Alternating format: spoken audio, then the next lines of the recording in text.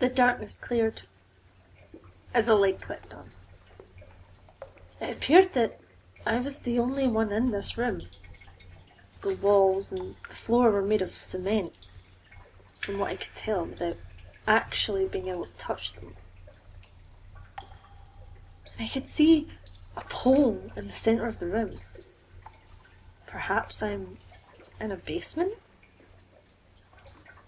I was able to hear footsteps above me, which would validate me being in a basement. I can't move my arms and my legs because of what feels like a series of leather restraints attached to the rusty metal slab that's behind me. Though I'm not sure of the exact shape of the slab.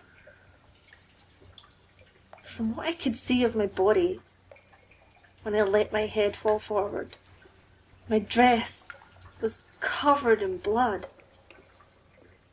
And it was torn. Where am I? I muttered to myself, despite knowing I most likely wouldn't get an answer. As I began to close my eyes again, someone slammed open the door. I decided to keep my head down, to avoid making eye contact with the person, as they were most likely my captor, though I couldn't be sure. Before a single word was said, the person who entered the room made a point of grabbing my head and slamming it against the metal slab. "Do you know why you are here?" he said. I could tell it was a man, with a generally low pitch and angry tone in his voice.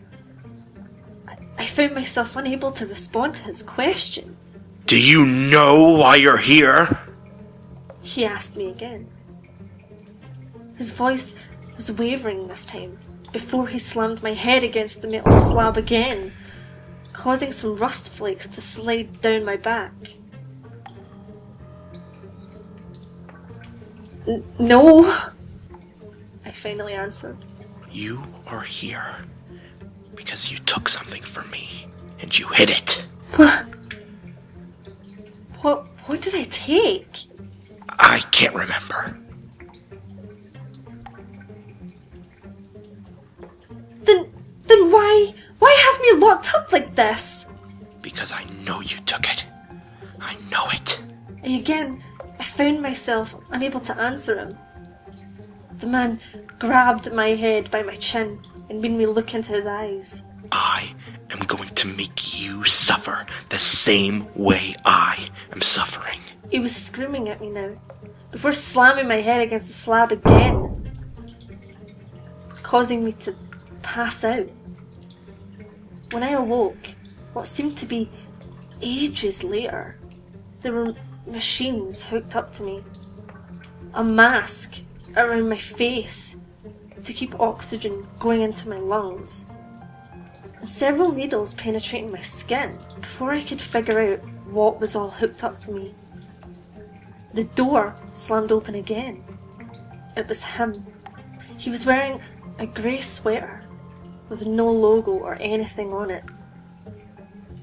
Black jeans, work boots, and rubber gloves.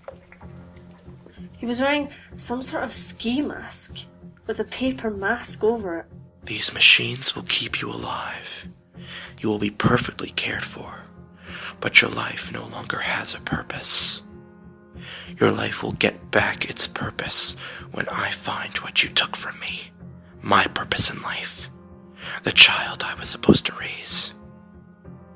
After today, I won't be coming down here anymore. All the sources for these machines and needles in you are from upstairs.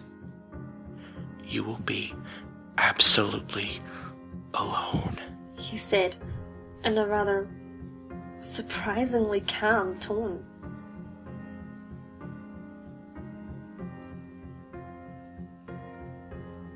He said, before grabbing my cheeks with one hand and tilting my head, as if checking for marks on my neck and head.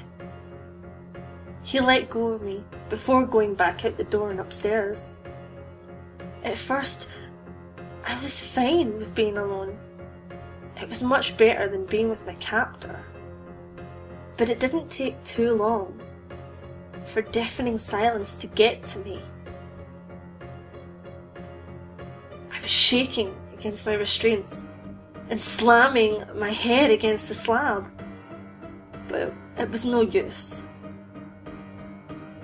The only thing that came of it was feeling the warm, crimson liquid known as blood crawl its way down my back